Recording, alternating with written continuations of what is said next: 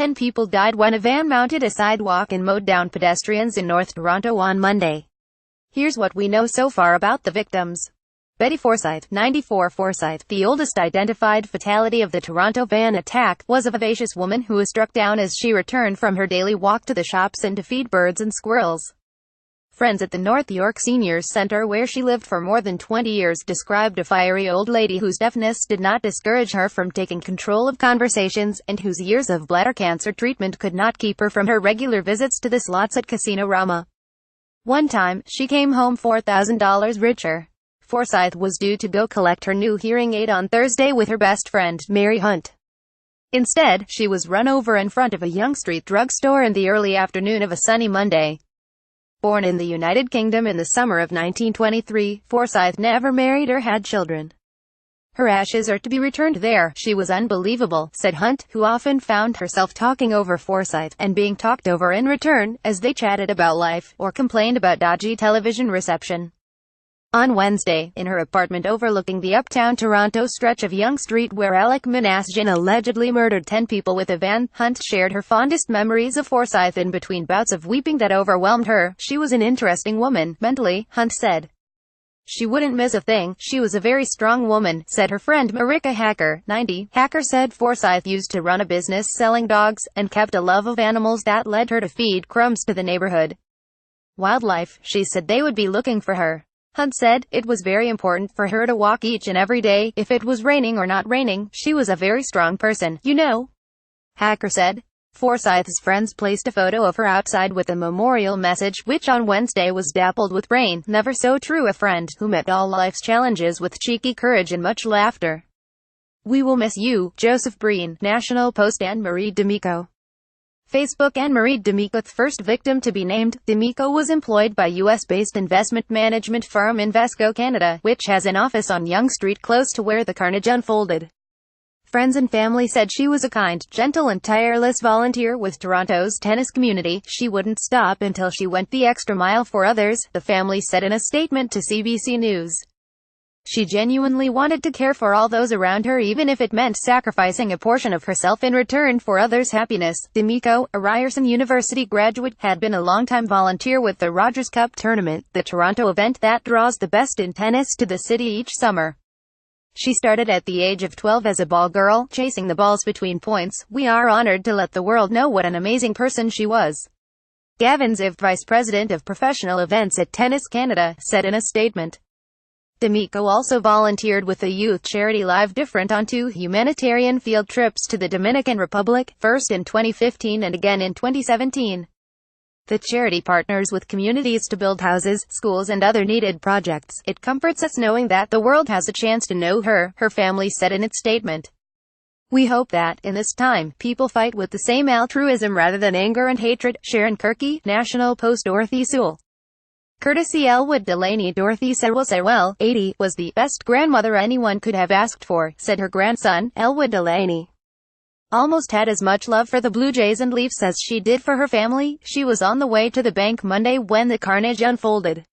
In a Facebook tribute, Delaney wrote, "You will always be loved and your love for sports will always be with me while I cheer with you." A longtime employee of Sears, Sewell was remembered by former coworkers in Facebook tributes as poised and graceful, and tough as nails but such a sweet, lovely lady. Longtime friend Teresa Mettel said Sewell was very active in her retirement, participating in a bowling league and volunteering to assist other seniors, including Mettel's 91-year-old mother, Doreen Herlihy.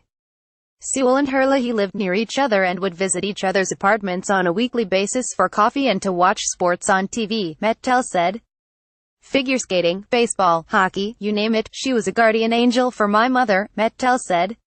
While Sewell was a stickler for rules and liked things to be done properly, she had heart of gold, Mettel said. She was strong but she was there in a flash to help you, Mettel said.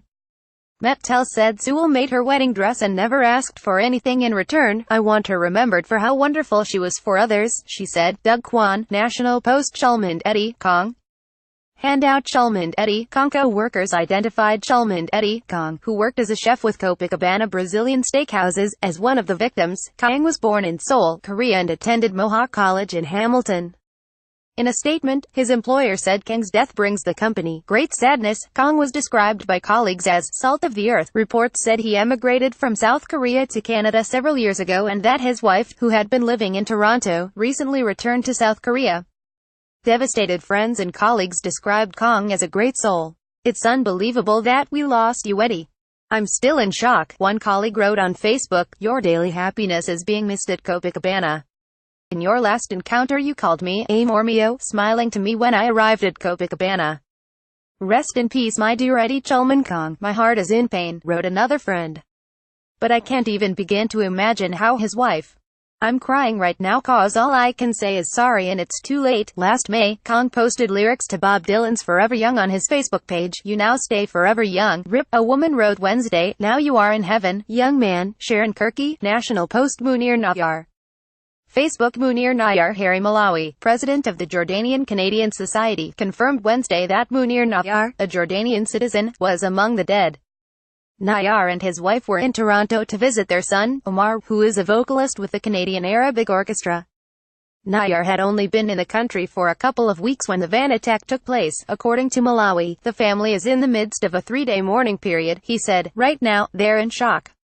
They want privacy, he said, adding that the outpouring of support from the community has helped to ease the family's pain. A friend of the family said Nayar was a man of peace who lived for his family. "All I can say is, he does not deserve to leave this way." In a statement Wednesday, Rima Ladine, Jordan's ambassador to Canada, confirmed the father and grandfather in his 80s was among the victims of the heinous attack.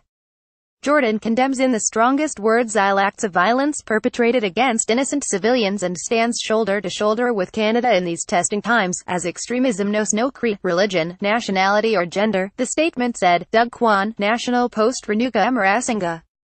Facebook. Renuka Amarasinghe. Toronto Mahavihara Buddhist Meditation Center confirmed Wednesday that Amarasinga, a single mom with a 7-year-old son, Diane, was among the victims. The child attends Sunday school at the center, which has launched a GoFundMe page to raise money for his care. Amarasinga was an employee with the Toronto District School Board headquartered at 5050 Yonge Street, an address fronting the path Alec Manasjian allegedly drove Monday in a rented white van, killing 10 and injuring 16. Tiffany Ford, a TDSB trustee, posted her condolences for the dead woman. "It was just confirmed that one of our TDSB staff members was killed on Monday in the tragic event," Ford wrote. Ms. Renuka Amarasinga, a single mom from Sri Lanka. "May she rest in peace. My condolences to her son, family, and colleagues. It is with heavy hearts that we are learning of the death of a TDSB staff member whose life was tragically cut short during Monday's horrible events along Yonge Street," TDSB Director of Education John Malloy said in a statement. Renuka Amarasinga, a former TDSB adult student, was a nutrition services staff member who had worked at a number of TDSB schools since 2015, most recently at Earl Haig Secondary School, where she had just finished up her first day. "We are reaching out to her loved ones to support them in any way possible." Earl Haig Secondary School is just a few blocks from where Monday's incident unfolded. A monk at the temple Amarasinga frequented said she was an active member of Toronto's Sri Lankan community and noted that the brutality of her death left many questioning the safety of the country they now call home. "We think that Canada was a peaceful country, but that is a doubt we have if people do these kinds of things." The Hongama Rathanasiri of the Toronto Mahavihara Buddhist Meditation Center told the Canadian press.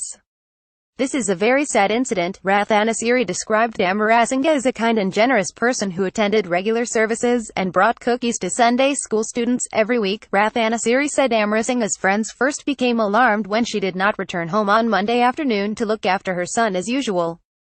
"Friends are currently caring for Amarasinga's son," he added. Joe O'Connor, National Post. Other victims. The identities of the other fatalities are not yet unknown, but an official with the Consulate General of the Republic of Korea in Toronto confirmed on Tuesday through a translator that 2 South Korean nationals are among the dead.